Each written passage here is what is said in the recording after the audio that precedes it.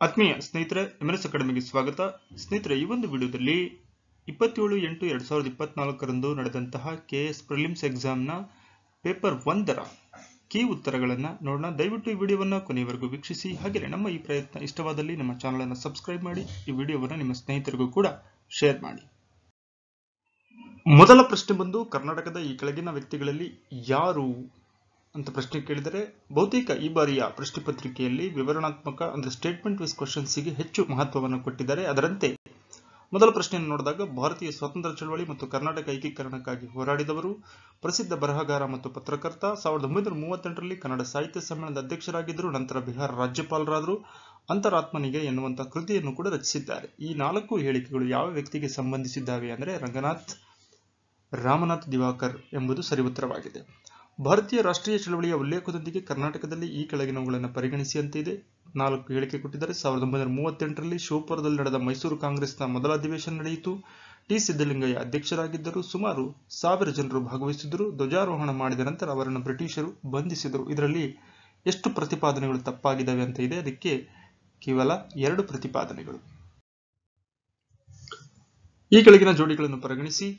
ನಾಯಕರು ಮತ್ತು ಪ್ರದೇಶಗಳನ್ನು ಸರಿ ಹೊಂದಾಣಿಕೆ ಮಾಡಬೇಕು. ಎಷ್ಟು ಜೋಡಿಗಳು ಸರಿಯಾಗಿ ಹೊಂದಾಣಿಕೆಯಾಗಿದ್ದಾವೆ ಅಂತ ಕೇಳಿದರೆ, ಬೇಡರು ಅಂದ ತಕ್ಷಣ ಹಲಗಲಿಯ ಬೇಡರು ಅಂತ ಕರಿತೀವಿ, ಸೊ ಹಾಗಾಗಿ ಹಾನಗಲ್ ತಪ್ಪಾಗಿದೆ. ವೆಂಕಟಪ್ಪ ನಾಯಕ ಸುರಪುರದ ವೆಂಕಟಪ್ಪ ನಾಯಕ ಅಂತಾನೆ ಕರಿತೀವಿ.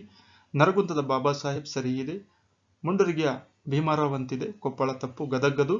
ಹಾಗಾಗಿ ಇದರಲ್ಲಿ ಸರಿಯಾದ ಹೊಂದಾಣಿಕೆಯನ್ನು ನೋಡಿದಾಗ ಬಿ ಮತ್ತು ಸಿ ಸರಿಯಾದ ಹೊಂದಾಣಿಕೆ ಆಗಿದ್ದಾವೆ. ಅಂದರೆ 2 ಹೇಳಿಕೆಗಳು ಸರಿಯಾಗಿದ್ದಾವೆ.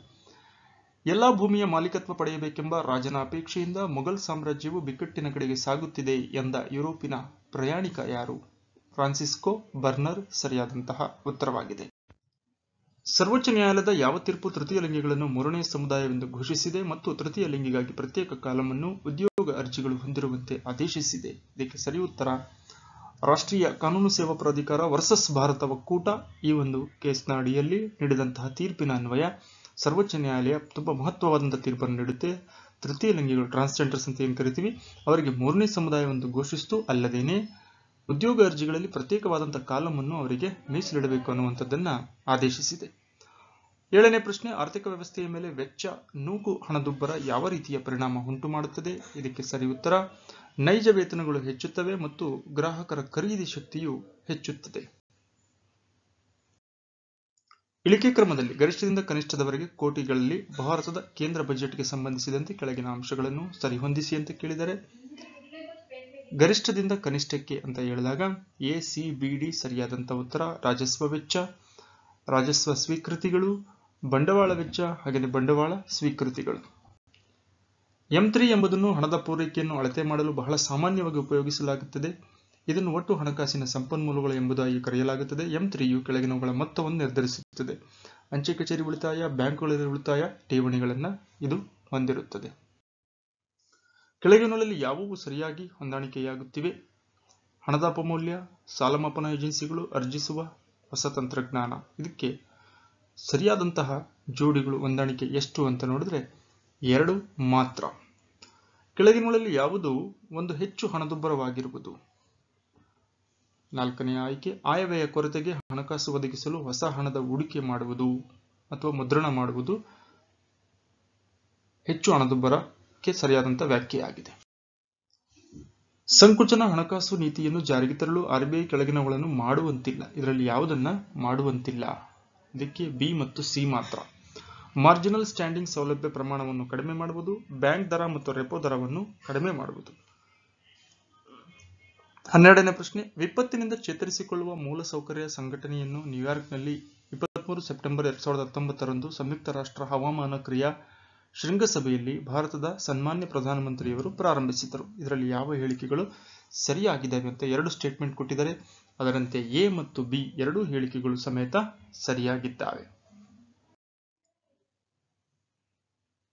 ಇನ್ನು 13ನೇ ಪ್ರಶ್ನೆ ಬಂದು, ವರ್ಲ್ಡ್ ಪೇ FIS ಮಾಡಿದ ಜಾಗತಿಕ ಸಂದಾಯಗಳ ವರದಿ ಪ್ರಕಾರ ಭಾರತ ಈ ವಾಣಿಜ್ಯ ಮಾರುಕಟ್ಟೆಯನ್ನು ಪರಿಣಾಮಕಾರಿಯಾದ ಲಾಭಗಳನ್ನು ಗಳಿಸಲು ಮತ್ತು 2025ರ ವೇಳೆಗೆ ವಾರ್ಷಿಕವಾಗಿ 15% ಹೆಚ್ಚಿಸಲು ಪ್ರಾಯೋಜಿಸಲಾಗಿದೆ.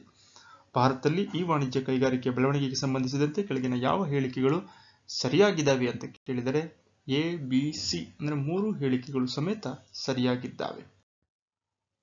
14ನೇ ಪ್ರಶ್ನೆ, ಈ ಹೇಳಿಕೆಗಳನ್ನು ಪರಿಗಣಿಸಿ. ಭಾರತೀಯ ರಿಸರ್ವ್ ಬ್ಯಾಂಕ್ ಭಾರತದಲ್ಲಿ ಎಲ್ಲಾ ಎಟಿಎಂಗಳಿಗೂ ಸಂಪರ್ಕ ಕಲ್ಪಿಸಿರುತ್ತದೆ. ಬಂಡವಾಳ ಸಮರ್ಪಕತೆ ಅನುಪಾತವನ್ನು ಪ್ರತಿಯೊಂದು ಬ್ಯಾಂಕ್ ನಿರ್ಧರಿಸತಕ್ಕದ್ದು. ಈ ಒಂದು ಪ್ರಶ್ನೆಗೆ ಸರಿಯಾದಂತಹ ಉತ್ತರ 1ನೇದು, ಹೇಳಿಕೆ 1 ಮಾತ್ರ ಸರಿಯಾಗಿದೆ. ಆರ್ಟಿಐ ಕೋಟಾದ ಬಗ್ಗೆ ಈ ಕೆಳಗಿನ ಹೇಳಿಕೆಗಳನ್ನು ಪರಿಗಣಿಸಿ. 2 ಸ್ಟೇಟ್ಮೆಂಟ್ ಕೊಟ್ಟಿದ್ದಾರೆ. ಅದರಲ್ಲಿ ಯಾವುದು ಸರಿಯಾಗಿದೆ ಅಂತ ಕೇಳಿದರೆ, ಯಾವುದೇ ವಾರ್ಡಿನ ಮಿತಿಯೊಳಗೆ ಸರ್ಕಾರಿ ಅಥವಾ ಸರ್ಕಾರಿ ಅನುದಾನಿತ ಶಾಲೆ ಇದ್ದು ನೆರೆಹೊರೆಯ ಶಾಲೆಗಳು ಎಂಬುದಾಗಿ ಮಾನ್ಯತೆ ಪಡೆದುಕೊಳ್ಳುವ ಖಾಸಗಿ ಶಾಲೆಗಳನ್ನು ಸ್ಥಳಾಂತರಿಸಲು ಆರ್ಟಿಐ ಅಧಿನಿಯಮದ ತಿದ್ದುಪಡಿಯನ್ನು ಮಾಡಲಾಗಿದೆ. ಈ ಒಂದು ಸ್ಟೇಟ್ಮೆಂಟ್ ಸರಿ ಇದೆ. ಹಾಗಾಗಿ ಎ ಮಾತ್ರ ಸರಿ. ಅವುಗಳು ಒಪ್ಪಿಸಿದ ವರದಿಗಳು ಸೂಚ್ಯಂಕಗಳೊಂದಿಗೆ ಕೆಳಗಿನ ಸಂಸ್ಥೆಗಳನ್ನು ಹೊಂದಿಸಿ. ಸರಿಯಾದಂತಹ ಹೊಂದಾಣಿಕೆ ಯಾವುವು ಅಂದರೆ ಬಿ ಮತ್ತು ಡಿ, IMF ಮತ್ತು ನೀತಿ ಆಯೋಗ ಮತ್ತು ವಿಶ್ವ ಬ್ಯಾಂಕ್ ಇದಕ್ಕೆ ಸರಿಯಾದ ಹೊಂದಾಣಿಕೆ. 17ನೇ ಪ್ರಶ್ನೆ ಬಂದು, ಆರ್ಥಿಕ ಹೊಣೆಗಾರಿಕೆ ಮತ್ತು ಆಯವ್ಯಯ ನಿರ್ವಹಣೆ ಅಧಿನಿಯಮ 2013ಕ್ಕೆ ಸಂಬಂಧಿಸಿದಂತೆ ಕೆಳಗಿನ ಯಾವ ಹೇಳಿಕೆಗಳು ಅಥವಾ ಸರಿಯಾಗಿದೆ ಅಂತ ಕೇಳಿದರೆ, ಮೇಲಿನ ಯಾವುದೂ ಅಲ್ಲ. ನೀಡಿರುವಂತಹ ಯಾವ ಹೇಳಿಕೆಯೂ ಸಮೇತ ಇದಕ್ಕೆ ಸರಿಯಾಗಿಲ್ಲ. ಭಾರತದ ಎಲೆಕ್ಟ್ರಾನಿಕ್ ರಫ್ತಿಗೆ ಸಂಬಂಧಿಸಿ ಕೆಳಗಿನ ಹೇಳಿಕೆಗಳನ್ನು ಪರಿಗಣಿಸಿ.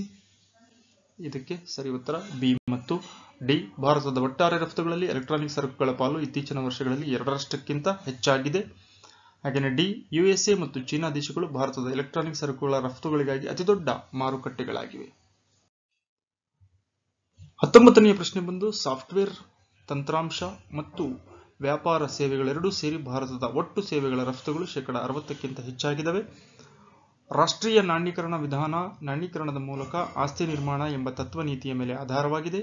BIS ತ್ರೈಮಾಸಿಕ ಸೆಂಟ್ರಲ್ ಬ್ಯಾಂಕ್ ಸರ್ವೆ 2022ರ ಪ್ರಕಾರ INR ವಿಶ್ವ ವಿದೇಶಿ ವಿನಿಮಯ ವ್ಯವಹಾರಸ್ಥರ ಸಂಘದ ವಹಿವಾಟಿನಿಂದ ಬಂದ ಹಣದ 2% ಹೆಚ್ಚಾಗಿ ಲೆಕ್ಕ ಕೊಡಲಾಗಿದೆ. ಇದರಲ್ಲಿ ಯಾವ ಹೇಳಿಕೆ ತಪ್ಪಾಗಿದೆ ಅಥವಾ ಸರಿಯಾಗಿದೆ ಅಂತ ಕೇಳಿದರೆ 1ನೇ ಹೇಳಿಕೆ ಮಾತ್ರ ತಪ್ಪಾಗಿದೆ. ಅರೆವಾಹಕ ಕೈಗಾರಿಕೆಗಳಲ್ಲಿ ಫ್ಯಾಬ್ಲೆಸ್ ತಯಾರಿಕೆಯ ಮುಖ್ಯ ಲಕ್ಷಣಗಳೇನು ಅಂತ ಕೇಳಿದರೆ ಇದಕ್ಕೆ ಸರಿ ಉತ್ತರ ಬಿ ಮಾತ್ರ. ಇದಕ್ಕೆ 3ನೇ ವ್ಯಕ್ತಿ ಎರಕದ ಕೆಲಸಕ್ಕೆ ಹೊರಮೂಲ ಹಾರ್ಡ್ವೇರ್ ಅಂದರೆ ಯಂತ್ರಾಂಶ ತಯಾರಿಸುವಾಗ ಅರೆವಾಹಕಗಳಲ್ಲಿ ಹೊಂದಿಸಿ ಮಾರಾಟವನ್ನ ಮಾಡುವಂಥದ್ದು. 21ನೇ ಪ್ರಶ್ನೆ, ಸಂವಿಧಾನದ 86ನೇ ತಿದ್ದುಪಡಿ ಅಧಿನಿಯಮ 2002ಕ್ಕೆ ಸಂಬಂಧಿಸಿದಂತೆ ಯಾವ ಹೇಳಿಕೆಗಳು ಸರಿಯಾಗಿದೆ? ಉಚಿತ ಮತ್ತು ಕಡ್ಡಾಯ ಶಿಕ್ಷಣಕ್ಕೆ ಸಂಬಂಧಪಟ್ಟಿದ್ದು. ಇದಕ್ಕೆ ಎ, ಬಿ, ಸಿ ಮಾತ್ರ. ಎಲ್ಲ ಹೇಳಿಕೆಗಳು ಸಮೇತ ಸರಿಯಾಗಿದ್ದಾವೆ. ಕಾಲಾನುಕ್ರಮ ಕೆಳಗಿನ ಹೇಳಿಕೆಗಳನ್ನು ಗಮನಿಸಿ. ಕರ್ನಾಟಕದ ಉಚ್ಚ ನ್ಯಾಯಾಲಯದ ಮುಖ್ಯ ನ್ಯಾಯಾಧೀಶರನ್ನು ಹೊಂದಿಸಿ ಅಂತ ಕೇಳಿದರೆ ಅವರ ಸೇವಾ ಇಸವಿ ಆಧಾರಿತವಾಗಿ ನೋಡೋದಾದ್ರೆ ಬಿ, ಸಿ, ಡಿ, ಎ ಸರಿಯಾಗಿದೆ. ಅಂದ್ರೆ ಮೊದಲಿಗೆ ಬರೋದು ನ್ಯಾಯಾಧೀಶ SB ಮಜುಮ್ದಾರ್, ಅದಾದ ನಂತರ ನ್ಯಾಯಾಧೀಶ R.P. ಸೇತಿ, ನ್ಯಾಯಾಧೀಶ Y. ಭಾಸ್ಕರ್ ರಾವ್, ಆಮೇಲೆ ನ್ಯಾಯಾಧೀಶ PV ರೆಡ್ಡಿ ಅವರು. ಯಾವ ದೇಶದಿಂದ ಭಾರತ ಸಂವಿಧಾನವು ರಾಜ್ಯ ವಿಧಾನಮಂಡಲಗಳಿಂದ ಪ್ರಮಾಣಾನುಸಾರ ಪ್ರಾತಿನಿಧ್ಯದ ಆಧಾರದ ಮೇಲೆ ರಾಜ್ಯಸಭೆಯ ಸದಸ್ಯರುಗಳ ಚುನಾವಣಾ ಪ್ರಕ್ರಿಯೆಯನ್ನು ಅಳವಡಿಸಿಕೊಳ್ಳಲಾಗಿದೆ? ಇದಕ್ಕೆ ಸೌತ್ ಆಫ್ರಿಕಾ ಅಥವಾ ದಕ್ಷಿಣ ಆಫ್ರಿಕಾ ಸಂವಿಧಾನದಿಂದ ಇದನ್ನು ಎರವಲಾಗಿ ಪಡೆಯಲಾಗಿದೆ. ಕೆಳಗಿನ ಯಾವ ಹೇಳಿಕೆಗಳು ಸರಿಯಾಗಿದೆ? ನೀಡಿರುವಂತಹ 4 ಹೇಳಿಕೆಗಳಲ್ಲಿ ರಾಷ್ಟ್ರಪತಿಯವರ ಮಹಾಭಿಯೋಗದ ನಿರ್ಣಯವನ್ನು ಸಂಸತ್ತಿನ 2 ಸದನಗಳಲ್ಲಿ ಹಾಜರಿರುವ ಸದಸ್ಯರ ಕನಿಷ್ಠ 3/2 ಬಹುಮತದ ಮೂಲಕ ಹೊರಡಿಸಲಾಗುತ್ತದೆ.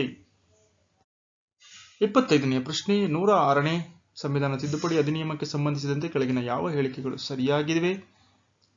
1 ಹೇಳಿಕೆ ಮಾತ್ರ ಸರಿಯಾಗಿದೆ. ಇದು ಲೋಕಸಭೆ ಮತ್ತು ರಾಜ್ಯಸಭೆಯಲ್ಲಿ ಮಹಿಳೆಯರ ಸ್ಥಾನಗಳ ಮೀಸಲಾತಿಗಾಗಿ ಅವಕಾಶವನ್ನು ಕಲ್ಪಿಸಲಾಗಿದೆ. 106ನೇ ತಿದ್ದುಪಡಿ ಸಂಬಂಧಪಟ್ಟ ಹಾಗೆ. ಸ್ನೇಹಿತರೆ, ಇದು ಪ್ರಾರಂಭದ 25 ಪ್ರಶ್ನೆಗಳಿಗೆ ಸಂಬಂಧಪಟ್ಟಂತಹ ಕೀ ಉತ್ತರಗಳ ಒಂದು ಮಾಹಿತಿ ವಿಡಿಯೋ. ಮತ್ತೊಂದು ಭಾಗದ ವಿಡಿಯೋದೊಂದಿಗೆ ತಮ್ಮನ್ನು ಭೇಟಿಯಾಗಲಿದ್ದೇವೆ. ಅಲ್ಲಿಯವರೆಗೂ ಧನ್ಯವಾದಗಳು.